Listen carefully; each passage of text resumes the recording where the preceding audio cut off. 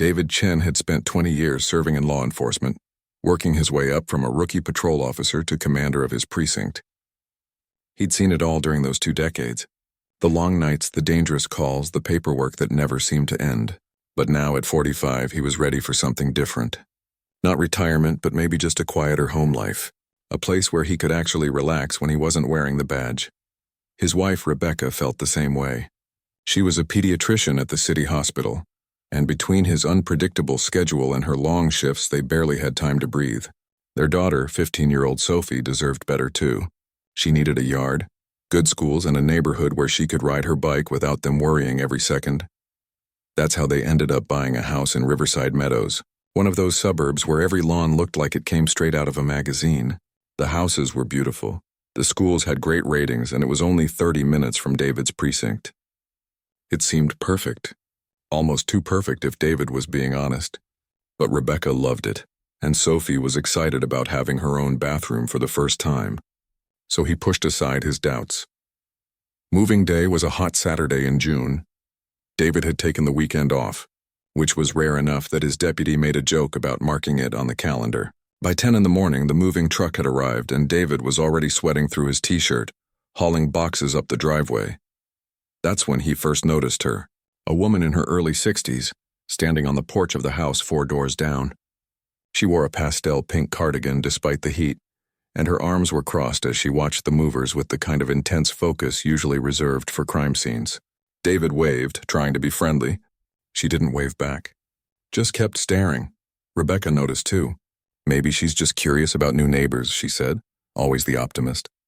But David had developed pretty good instincts over the years, and something about the woman's expression made him uneasy. By the end of the first week, David learned that the woman's name was Patricia Donovan, and she was the president of the Homeowners Association. He also learned that she had a son, a guy in his late 20s named Brett who still lived with her. David would see them sometimes, Patricia walking her small white dog while Brett trailed behind, looking at his phone. They'd glance toward David's house, have brief conversations, then move on. The neighborhood itself seemed nice enough. There was old Mr. Henderson next door, a retired teacher who'd brought over cookies on their second day. The couple across the street, both accountants, had introduced themselves politely. But David couldn't shake the feeling that some people were less than thrilled about his family moving in. He'd catch sideways glances at the grocery store, notice conversations that stopped when he walked by at the neighborhood mailbox. Rebecca told him he was being paranoid. "You've been in law enforcement too long," she'd say. "Not everyone is suspicious. Some people are just shy or busy with their own lives." David wanted to believe her. He really did. But he'd seen this kind of thing before, just usually from the other side of his badge. The second Saturday in their new house, David decided to do a big grocery run. Rebecca was working a shift at the hospital, and Sophie was at a friend's house, so he had the afternoon to himself. He drove to the fancy organic market that Rebecca loved, the one where a bottle of olive oil cost more than a full tank of gas. He loaded up the cart with everything on Rebecca's detailed list, plus some stuff for grilling. The total made him wince, but Rebecca had been so stressed lately that if expensive groceries made her happy, it was worth it. By the time he got home, it was almost 4 in the afternoon. David had changed into his gym clothes before leaving, planning to hit the home gym Rebecca had insisted they set up in the garage. He looked pretty casual, just basketball shorts, an old college t-shirt, and sneakers. Nothing fancy. Just a guy running errands on a Saturday. He pulled into his driveway and popped the trunk. There had to be at least 15 bags back there. David grabbed 4 in each hand and started walking toward the front door. That's when he heard footsteps behind him. Hey you!" David turned around. It was Brett, Patricia's son, walking quickly across the street toward him. The guy had that particular kind of confidence that David had seen before, the kind that came from never really being told no. "You're late," Brett said, not even bothering with a greeting. "My mom ordered groceries over an hour ago. You were supposed to deliver them by 3. David blinked, confused. "I think you've got the wrong person." "These are my groceries." Brett laughed, but it wasn't a friendly sound. "Right, sure they are. Look, I don't have time for this. Just bring our stuff over first. Then you can do whatever else you need to do. The address is 847, 4 houses down." He pointed toward Patricia's house. "I'm not a delivery driver. David said slowly, keeping his voice calm. I live here. This is my house. These are my groceries that I just bought for my family. Brett's expression changed, his smile fading into something harder. You're really going to stand there and lie to my face? I can see the store bags. I know a delivery when I see one. What, you think you can just steal people's groceries and they won't notice? David felt something cold settle in his stomach. He'd been a cop long enough to know exactly what was happening here. It wasn't about groceries. It never really was. I'm going to say this one more time, David said, his voice still level. I'm your neighbor. I live right here. He gestured toward his house. I just got back from shopping. There's been a misunderstanding. The only misunderstanding, Brett said, stepping closer, is you thinking you can fool me. I know you people are always looking for ways to scam honest folks. Well, not in this neighborhood. Not on my watch. Before David could respond, he heard another voice. Patricia was speed-walking toward them, her phone already in her hand. Brett, what's going on? She called out. Then she saw David and stopped short. Who are you? What are you doing here? Mom, this guy's trying to steal someone's grocery delivery, Brett said quickly. I caught him red-handed. Patricia's eyes narrowed as she looked at David, then at the bags in his hands, then back at his face. I'm calling the police, she announced, already dialing. We've had problems with theft in this neighborhood and I won't stand for it. David set down the grocery bags carefully. Ma'am, I'm your neighbor. I live right there. He pointed again at his house where his car was still parked in the driveway, where the welcome mat Rebecca had picked out sat by the front door. My name is David Chen. My wife Rebecca and I moved in last week. You can check the property records if you want. But Patricia wasn't listening. She was already talking into her phone, her voice rising with each word. Yes, I need police at 839 Riverside Drive immediately. There's a suspicious person refusing to leave the property. He's claiming to live here, but that's obviously a lie. He's being confrontational and threatening. Please hurry. David felt the familiar weight of exhaustion that had nothing to do with carrying groceries. This was exactly the kind of situation he'd spent his career trying to prevent. And here he was, standing in his own driveway being treated like a criminal. The irony wasn't lost on him. He thought about telling them who he was right then and there. But something made him wait. Maybe he needed to see how far this would go. Maybe he needed to understand exactly what kind of neighborhood he'd moved his family into. So he stood there, hands visible, posture non-threatening, and waited for his own officers to arrive. The next few minutes felt longer than they actually were. David stood there on his own driveway, grocery bags at his feet, while Patricia continued her dramatic phone call with the 911 dispatcher. Brett had positioned himself a few feet away, arms crossed, looking satisfied with himself like he'd just caught a notorious criminal. Yes, he's still here, Patricia said into her phone, her voice loud enough for the whole street to hear. He's just standing there staring at us. It's very intimidating. I don't feel safe. My son doesn't feel safe. We're taxpayers in this neighborhood, and we deserve protection from people like this. David could see curtains moving in windows up and down the street. Great. Nothing like making a first impression on the neighbors. He pulled out his own phone and quickly texted Rebecca. Situation at home. I'm fine. Might be late for dinner. He didn't want to worry her with details while she was at work. You can't just stand there looking at your phone, Brett said suddenly. What are you doing? Calling your accomplices? Trying to delete evidence? David couldn't help it. He let out a short laugh. Evidence of what exactly? Buying groceries? Mock all you want, Patricia chimed in, finally off the phone. The police will be here any minute and then we'll see who's laughing. I gave them a full description. They know exactly what kind of situation this is. What kind of situation, David wondered. A guy carrying groceries to his own house? But he knew what she meant. He'd heard that particular tone before, seen that particular look. In his 20 years on the force, he'd responded to more calls like this than he wanted to count. Suspicious person who turned out to be someone checking their own mailbox. Threatening individual who was actually just waiting for a friend. The pattern was always the same.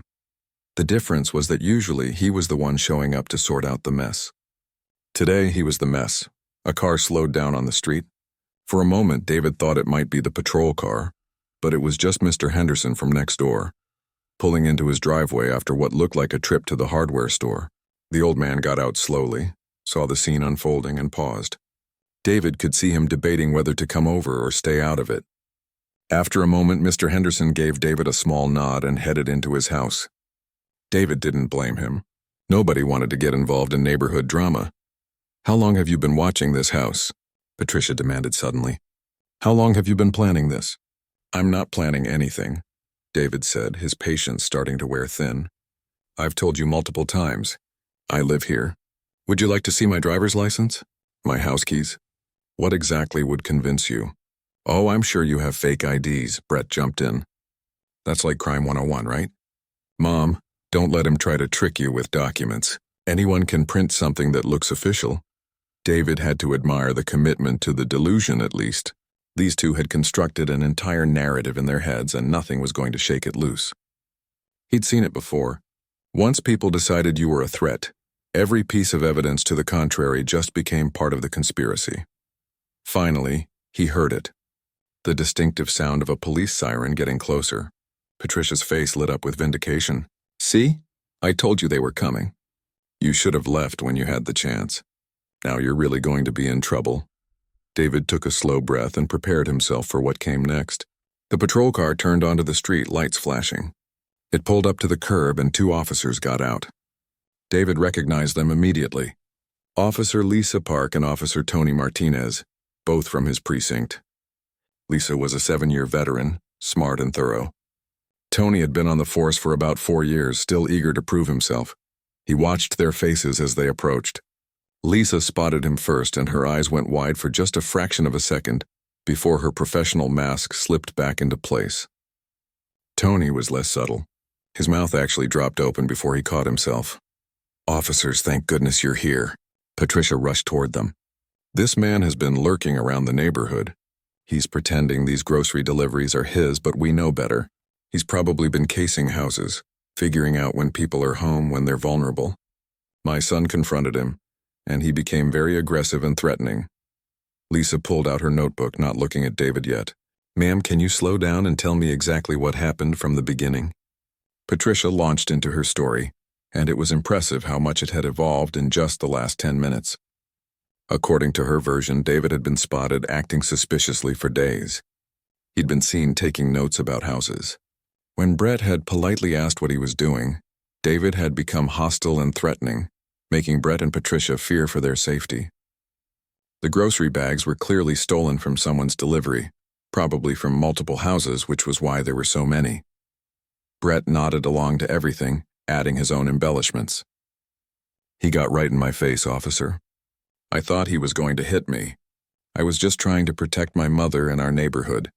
We have a right to feel safe in our own community." Tony was writing all of this down, though David noticed his hand was shaking slightly. Lisa's expression remained neutral, professional. "And where did this confrontation take place?" she asked. "Right here," Patricia said, gesturing dramatically. "On the street where anyone could have been hurt. He was trying to enter that house over there." She pointed at David's house. "The Martins used to live there, but they moved out 2 weeks ago. The house should be empty." "It's not empty," David said quietly. It was the first time he'd spoken since the officers arrived. "Sir, I'm going to need to ask you some questions," Lisa said, finally looking directly at him. Her eyes were apologetic, but her voice remained official. "Can I see some identification, please?" David reached slowly for his wallet, making sure his movements were clear and visible. The last thing he needed was for this situation to escalate, because someone got nervous about sudden movements. He pulled out his driver's license and his police credentials, holding them out to Lisa. She took them, examined them carefully, and David saw her jaw tighten slightly. Tony leaned over to look, and the younger officer's face went pale. "What's taking so long?" Patricia demanded. "Just arrest him already. We've told you everything you need to know." Lisa held up a hand. "Ma'am, I need you to step back, please. Let us do our job." She looked at Tony. "Radio the station. Confirm these credentials." Tony moved toward the patrol car, and David could see his hands fumbling with the radio. This wasn't going to be fun for anyone. "I don't understand what the problem is," Brett said, irritation creeping into his voice. "We've given you a clear report. This guy's obviously lying about who he is. Those IDs are probably fake." "Why are you wasting time?" "Because that's how police work functions," David said, unable to keep the edge out of his voice. "You investigate before you arrest. You verify information before you act. You don't just throw someone in handcuffs because a neighbor decided they look suspicious. See? Brett pointed at him. That's exactly the kind of attitude I was talking about. Aggressive, confrontational, disrespectful to authority. Tony returned from the patrol car, his face now completely drained of color. He leaned close to Lisa and whispered something. David couldn't hear the exact words, but he caught confirmed and commander. Lisa closed her eyes briefly, then opened them and straightened her shoulders. She turned to Patricia and Brett with a professional expression that didn't quite hide her frustration. Ma'am, sir, I need to inform you that you filed a police report against Commander David Chen. He's the head of our precinct. The credentials are legitimate. He does live at this address. The groceries are his. The silence that followed was almost physical.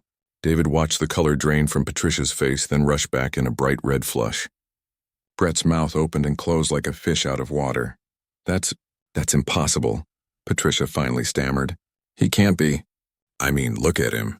He's wearing gym clothes. He doesn't look like... She stopped herself, but everyone knew what she'd been about to say. The commander is off duty today, Lisa said, her voice clipped. He's allowed to wear whatever he wants on his own property. Now I need to inform you both that filing a false police report is a serious offense. It wastes department resources and can result in criminal charges. False report. Brett's voice rose. We didn't know who he was. How were we supposed to know? He should have told us. He did tell you, Tony spoke up, his voice quiet but firm. According to your own statement, he said multiple times that he lived here and these were his groceries. You chose not to believe him. David watched the reality of the situation slowly sink in. Patricia's hand went to her mouth. Brett ran his fingers through his hair, looking around as if searching for an escape route. This is a misunderstanding, Patricia said quickly, her voice taking on a pleading tone. A simple mistake. Anyone could have made it. We were just trying to be good neighbors, watching out for the community. Surely you can understand that, Commander? The way she said his title with that forced respect made David's jaw clench. Funny how quickly attitudes could change when people realized you had authority. Funny how suspicious criminal could become simple misunderstanding in a matter of seconds. Officer Park, David said, keeping his voice level. What happens next? L. Officer Lisa Park looked relieved at David's words, though she kept her expression professional. Officer Tony Martinez was still standing there, looking like he wanted the earth to swallow him whole. Meanwhile, Patricia had gone from defensive to calculating in about 3 seconds flat, and David could practically see the wheels turning in her head. Of course. Commander, Patricia said, her voice dripping with sudden sweetness. I think that's a wonderful idea. Perhaps we could all go inside, have some coffee, and discuss this like civilized people? I'm sure once you understand our perspective, you'll see this was all just a big misunderstanding. David noticed she'd completely dropped the scared victim act. Now she was trying charm, attempting to reframe the situation as a friendly mix-up between neighbors. It was almost impressive how quickly she could pivot. Actually, a new voice cut in. I'd like to hear this conversation too. Everyone turned. Mr. Henderson was walking over from his house and he did not look happy. The retired teacher was normally soft-spoken and gentle, but right now there was steel in his voice. George. Patricia's smile faltered. This doesn't concern you. This is between us and the commander here. It concerns me when I watch 2 of my neighbors harass another neighbor in his own driveway, Mr. Henderson said firmly. He looked at David. I saw the whole thing from my window. I'm sorry I didn't come out sooner. I should have. It's all right, David said. I appreciate you speaking up now. More people were emerging from their houses. The couple from across the street, the Changs, were walking over. Mrs. Rodriguez from 2 doors down was standing on her porch, watching intently. Even the college kid who rented the basement apartment at the end of the block had come outside. Patricia's expression tightened. This wasn't going the way she wanted. Everyone needs to calm down. This is being blown completely out of proportion. My son and I were simply being cautious. In this day and age, you can't be too careful. Careful about what? Mrs. Rodriguez called out. A man carrying groceries to his own house? We didn't know it was his house, Brett protested. The place just sold. We had no way of knowing who lived there now. I introduced myself at the HOA meeting last Tuesday, David said quietly. Your mother was there. I shook her hand. We talked about the neighborhood newsletter. Patricia's face went red again. Well, I meet a lot of people. I can't be expected to remember everyone. And you looked so different today, all casual. How was I supposed to recognize you? The excuse was so thin it was practically transparent. Lisa Park cleared her throat. Ma'am, even if you didn't recognize Commander Chen, he identified himself multiple times. You chose to call 911 and report him as a threat rather than verify his information. Because he could have been lying, Brett jumped in. People lie to police all the time, right? We were just being smart, checking his story. By calling us instead of asking for basic proof like a driver's license. Tony finally found his voice. Sir, the commander offered to show identification. You refused to look at it. Mr. Henderson stepped closer. I heard the whole conversation through my window. Your son accused Commander Chen of stealing groceries. He made assumptions based on nothing but seeing a man carrying shopping bags. And Patricia, you immediately backed him up and called the police, claiming he was threatening you when he was standing there perfectly calm the entire time. Whose side are you on? Patricia snapped at Mr. Henderson, her sweet facade cracking completely. I'm on the side of truth, the old teacher said simply. And the truth is, you and your son saw a black man in casual clothes and immediately assumed he didn't belong here. That he must be a delivery driver or a thief or a threat. You didn't see a neighbor. You saw a stereotype. The words hung in the air like a thunderclap.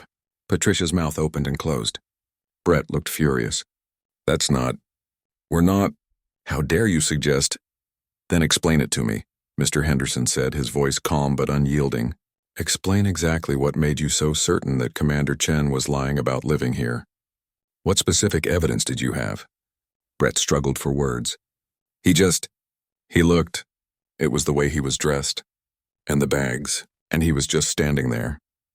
Standing on his own property, Mrs. Chang added, joining the conversation. Carrying groceries he purchased.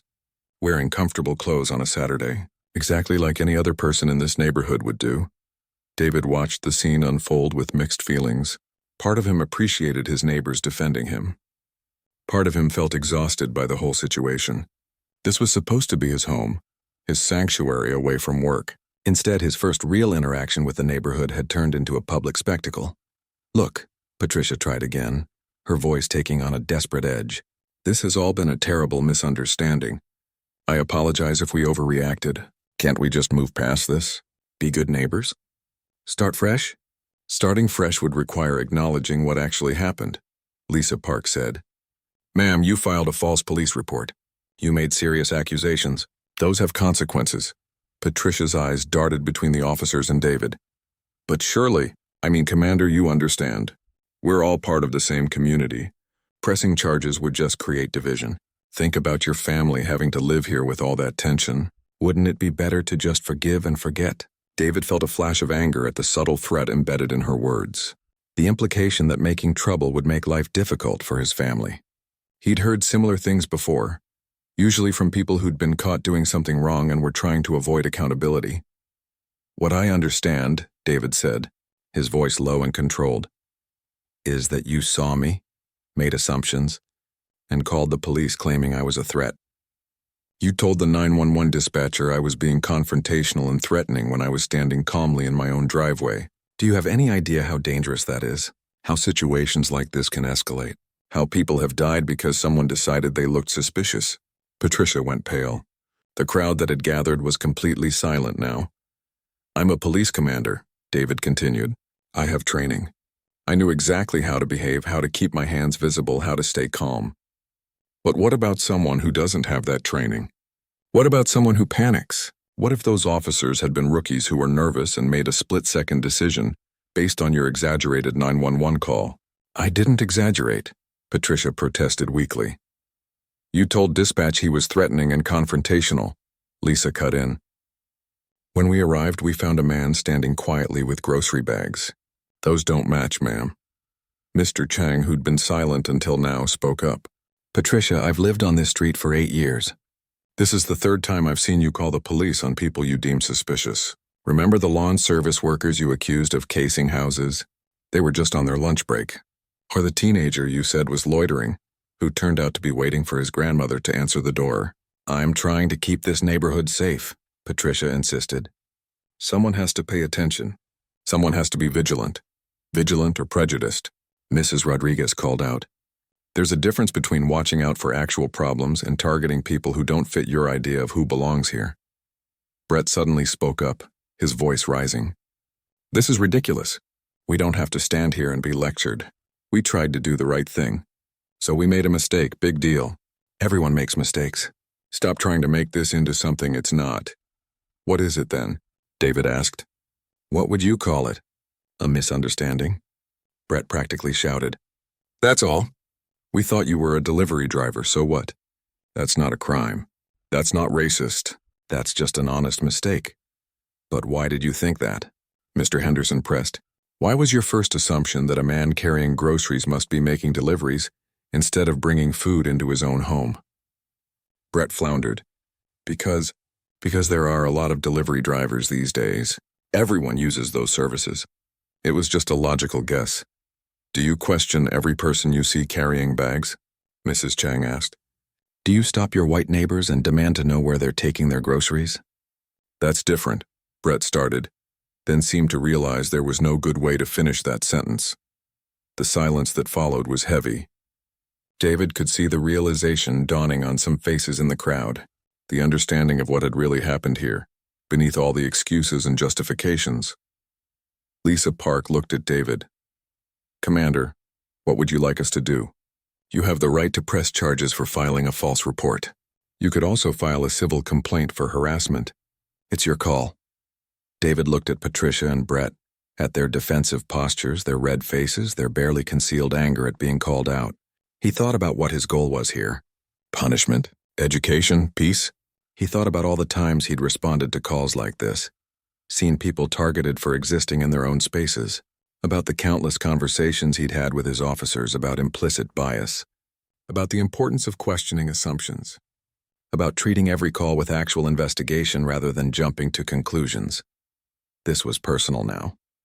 This was his life, his family, his home, but it was also an opportunity. Here's what's going to happen, David said finally. Officer Park, I want a full incident report filed. Everything that was said, everything that happened. The crowd dispersed slowly after the patrol car pulled away. People returned to their houses in small groups, talking quietly among themselves. David could feel their eyes on him, some sympathetic, some curious, and probably a few that agreed with Patricia but wouldn't say so out loud. Mr. Henderson lingered after everyone else had left. I meant what I said about being sorry I didn't come out sooner. I've lived next to Patricia for 12 years, and I've seen her pull this kind of thing before. I should have said something a long time ago.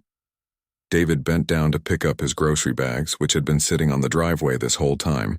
It's not your responsibility to manage her behavior. Maybe not, the old man said, but it is my responsibility to speak up when I see something wrong. That's what I always taught my students. Don't just be a bystander. He helped David gather a few bags. Your ice cream is probably melted by now. David laughed despite himself. Yeah, probably. Rebecca's going to be thrilled. She specifically asked for the fancy stuff. They carried the bags to the front door. Mr. Henderson set his down on the porch. That meeting you mentioned, I think it's a good idea. This neighborhood needs to have some uncomfortable conversations. People have been pretending everything is fine for too long. After Mr. Henderson left, David brought all the groceries inside. The house still had that new feeling. Boxes in corners waiting to be unpacked, pictures leaning against walls waiting to be hung. He put away what hadn't spoiled and threw out the melted ice cream, then sat down at the kitchen table. His phone buzzed. A text from Rebecca. Everything okay? Your message worried me. He typed back. Long story. Tell you tonight. Everyone's fine. Another buzz, this time from his deputy chief, Alan. Just heard about an incident at your house. You need anything? Word traveled fast. David wasn't surprised. In law enforcement, news always spread quickly, especially when it involved one of their own. He texted back, all handled. We'll brief you Monday. The rest of the afternoon passed quietly. David tried to focus on unpacking, but his mind kept circling back to the confrontation. The look on Patricia's face when she'd called 911. Brett's absolute certainty that David was lying. The way the story had escalated with each retelling. He'd dealt with situations like this from the other side dozens of times. But experiencing it personally hit different. The anger, the humiliation, the exhaustion of having to prove you had a right to exist in your own space. It was one thing to intellectually understand these experiences. It was another to live them. When Rebecca got home around 7, Sophie was with her. They'd grabbed dinner after Rebecca's shift ended. One look at David's face and Rebecca knew something had happened. "Okay," she said, setting down her purse. "What's going on?" David told them everything. About the groceries, about Brett and Patricia's assumptions, about the 911 call and the officers showing up. Sophie's eyes got wider as the story went on. Rebecca's jaw got tighter. "They called the police on you," Rebecca said slowly when he finished. "In our own driveway. Because you were carrying groceries." "Basically, yes. And they're still living 4 houses down from us." "Yes." Rebecca was quiet for a long moment. "I really like this house," she finally said. "I like the neighborhood, the schools, the whole thing. I thought we'd be happy here." "We can still be happy here," David said, though he wasn't entirely sure he believed it. Sophie had been silent through the whole explanation. Now she spoke up, her voice small. "Is this going to happen to me too at school? Will people assume things about me?" The question hit David like a punch. He and Rebecca exchanged a look. This was the conversation they'd hoped to delay, or maybe avoid entirely. They'd wanted to give Sophie a few more years of innocence. "Some people might," David said honestly. "Some people make assumptions based on how someone looks instead of who they are. But that says more about them than it does about you. That's not fair." "No, it's not. What do we do about it?" Sophie asked. Rebecca reached over and took her daughter's hand. "We do what your dad just did. We stand up for ourselves. We document what happens. We demand to be treated with respect, and we don't let other people's prejudices make us small." Over the next few days, David worked on preparing for the neighborhood meeting. He contacted the HOA board, which consisted of 5 members including Patricia. To his surprise, the other 4 board members seemed receptive to the idea. One of them, a lawyer named Frank Peterson, even called David directly. "I've been trying to remove Patricia from her position for 2 years, Frank said bluntly. "But she's very good at playing politics and some residents are afraid to cross her. This incident might finally give us the leverage we need." "This isn't about getting revenge on Patricia," David said. "It's about making sure this kind of thing doesn't keep happening." "Those 2 goals aren't mutually exclusive," Frank pointed out. "Patricia's behavior has been a problem for a long time. You're just the first person with enough authority to call it out publicly." The meeting was scheduled for the following Thursday evening at the community center. David spent time preparing what he wanted to say. He reviewed the police report that Lisa had filed, which was thorough and damning. He gathered information about similar incidents in other neighborhoods and how they'd been addressed. Rebecca helped him practice his presentation. "Don't be too angry," she advised. "You want people to listen, not get defensive." "I am angry," David admitted, "I know. But you're also trying to change minds. You catch more flies with honey than vinegar. Sometimes you need vinegar to cut through the nonsense," she smiled. "Then use both. Be honest about the anger, but lead with the hope for something better." The night of the meeting, David was nervous in a way he hadn't been in years. He'd given presentations to city council, testified in court, spoken at police conferences. But this felt more personal, more vulnerable. The community center was packed. Every chair was filled and people lined the walls. David recognized most of the faces from the neighborhood. Patricia sat in the front row with Brett beside her, both wearing expressions of grim determination. Mr. Henderson gave David an encouraging nod from his seat. The Changs sat together taking notes. Frank Peterson, acting as moderator, called the meeting to order. "We're here tonight to discuss an incident that occurred last Saturday and to have a broader conversation about how we interact with each other as neighbors. Commander Chen has asked to speak first." David stood up, feeling dozens of eyes on him. He'd faced down armed suspects, testified against dangerous criminals, made life-or-death decisions in split seconds. But standing in front of his neighbors, about to talk about being profiled in his own driveway, somehow felt harder. "Thank you all for coming," he started. "I know it's a weeknight and you all have busy lives, but I think this conversation is important enough to warrant your time." He told the story again, calmly and factually. He explained what had happened, what had been said, how it had escalated. He showed them the police report. He talked about the assumptions that had been made. "I want to be clear," David said. "This isn't just about me being inconvenienced or embarrassed. This is about a pattern of behavior that makes people feel unwelcome in their own community. It's about the assumptions we make about who belongs and who doesn't. He could see some people nodding. Others looked uncomfortable. Patricia's expression had gone stony. I'm a police commander, David continued. I have resources, authority, and knowledge of how to handle these situations. But what about someone who doesn't? What about a teenager walking home from school? What about an elderly person checking their mail? What about anyone who gets deemed suspicious just for existing in this space? A hand went up in the audience. It was Mrs. Rodriguez. Can I say something? Frank nodded. Please, Mrs. Rodriguez stood up. I've lived here for 15 years. I'm originally from Mexico, and my husband is Puerto Rican. In those 15 years, I've been asked probably 50 times if I'm here to clean someone's house. I've had neighbors complain about my family having gatherings, saying we're too loud, even though the white families throw just as many parties. I've watched my son be followed around by Patricia when he's walking around the neighborhood, like he's going to steal something. She looked directly at Patricia. I didn't say anything before because I didn't want to make trouble. I wanted to fit in. But Commander Chen is right. This needs to stop. Another hand went up, then another. One by one, people started sharing their own stories. An Asian American family talked about being asked where they were really from. A Middle Eastern couple described being reported to the HOA for having too many visitors during Ramadan. A young man with tattoos explained how he'd been stopped 3 times and asked what he was doing in the neighborhood, even though he'd lived there for 2 years. Patricia tried to interrupt several times. These are all misunderstandings. People are taking things out of context. We're just trying to maintain property values and safety standards. By harassing residents? Mr. Henderson challenged. By calling the police on people who have every right to be here? Brett stood up, his face red. This is turning into an attack on my mother. She's dedicated years to this neighborhood. She volunteers her time for the HOA. She organizes events. And this is how you thank her? By ganging up on her because she made one mistake? One mistake? Mrs. Frank Peterson stood up, sensing the tension in the room reaching a breaking point. I think we need to focus on solutions rather than just rehashing the problem. Commander Chen, what would you like to see happen? David had thought about this question for days. He knew what he could demand. Patricia's removal as HOA president, formal apologies, maybe even pursuing those false report charges. But would any of that actually change anything?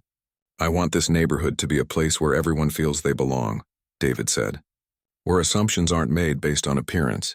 Where new neighbors are welcomed instead of suspected. Where calling 911 is reserved for actual emergencies, not for people who make you uncomfortable just by existing. He looked around the room. I want real accountability. Not just apologies, but actual change. That means training on implicit bias. It means revising HOA policies to prevent harassment. It means creating a way for residents to report discrimination without fear of retaliation. That sounds like a lot of work, someone muttered.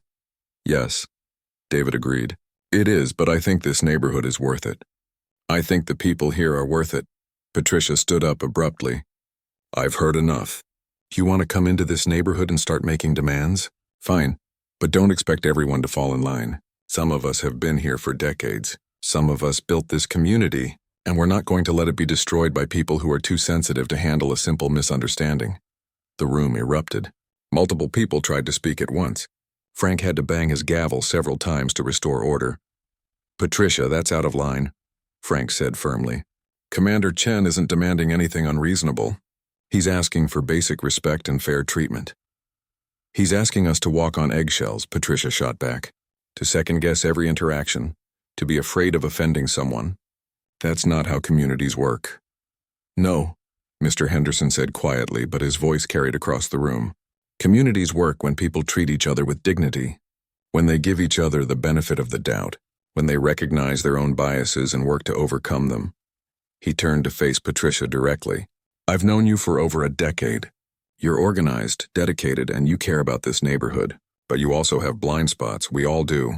The question is whether you're willing to acknowledge them and grow, or whether you're going to dig in and refuse to see the harm you've caused. Patricia's face was pale. For a moment, David thought she might actually hear what Mr. Henderson was saying, but then her expression hardened again. I resign, she said abruptly, from the HOA board, effective immediately. If this is the direction this neighborhood is going, I want no part of it. Brett stood up beside her. Good, let's go, Mom. These people don't appreciate anything you've done. They walked out together, the door slamming behind them. The room sat in stunned silence. Well, Frank finally said, that was unexpected. Over the next hour, the meeting continued. Without Patricia's presence, the conversation became more productive. People shared ideas for how to make the neighborhood more welcoming. Someone suggested a diversity and inclusion committee. Someone else proposed regular community events to help neighbors actually get to know each other beyond just waving as they drove past. Mrs. Rodriguez volunteered to help draft new HOA guidelines about discrimination and harassment.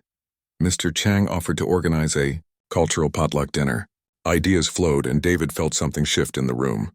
Not everyone was on board, but enough people were willing to try. After the meeting ended, several neighbors came up to David to shake his hand or thank him for speaking up. Some apologized for not doing more sooner. A few admitted they'd made similar assumptions about other people and were going to work on that.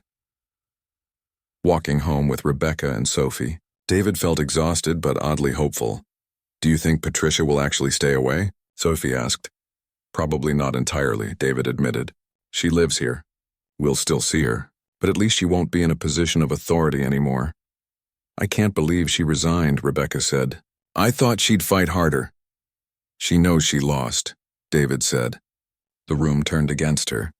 Her options were to admit she was wrong or walk away. Walking away was easier. The next few weeks brought changes to the neighborhood.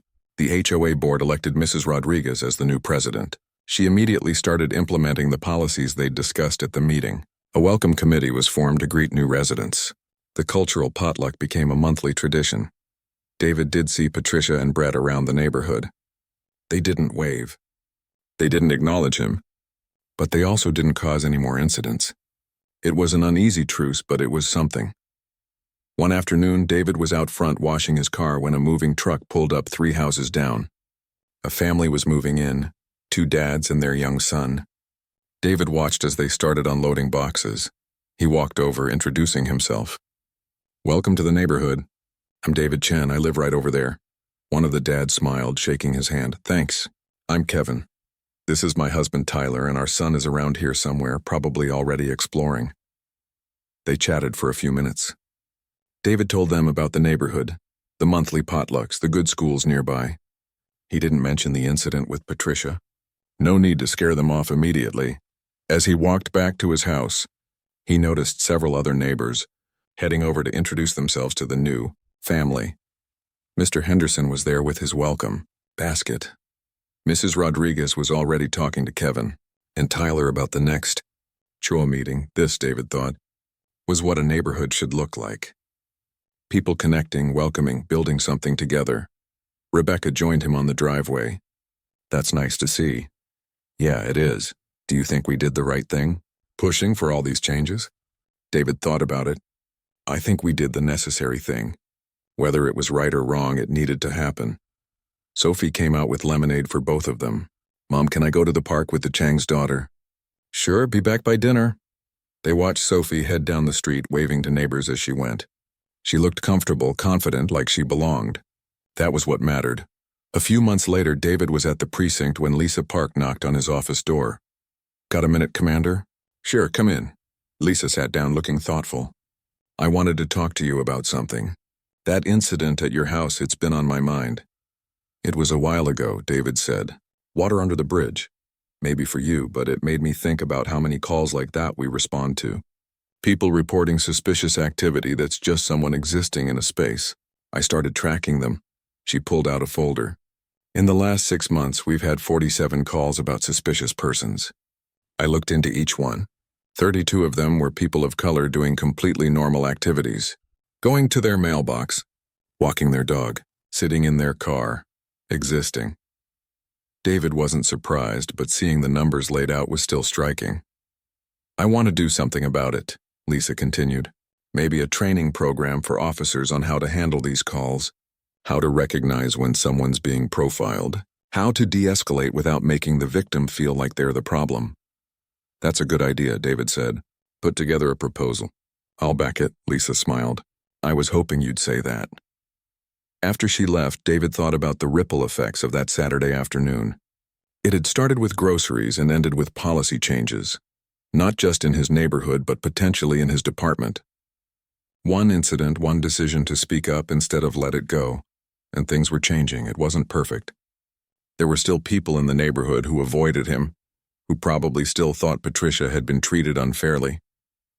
There were still officers who didn't quite get it, who thought the whole thing was overblown, but there were also more people who did get it, who were trying, who were willing to examine their own biases and work to do better. That evening, David got home to find a note on his door. It was from Patricia. The handwriting was neat, precise.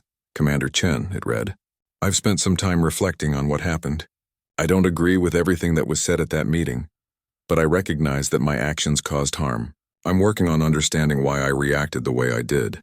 I'm not asking for forgiveness, but I wanted you to know that I'm trying to do better. Patricia. It wasn't a full apology. It didn't take complete responsibility, but it was something. A crack in the armor. A first step. David showed it to Rebecca. What do you think? She read it carefully. I think people rarely change overnight, but they can change gradually if they're willing. Time will tell if she means it. That weekend, the neighborhood held another potluck. David brought his famous ribs, Rebecca made her special potato salad, and Sophie helped set up tables. The new family, Kevin and Tyler, brought homemade pasta. Mrs. Rodriguez had made tamales. The Changs brought dumplings. The crowd was diverse, loud, and chaotic in the best way. Kids ran around playing tag. Adults talked and laughed. Someone had brought a speaker and music played in the background. David found himself talking to a teenager named Alex, who'd just gotten his driver's license. The kid was nervous about driving around the neighborhood, worried about being stopped or questioned. I know the feeling, David said, but here's what I've learned. You can't control what other people think or how they react. All you can control is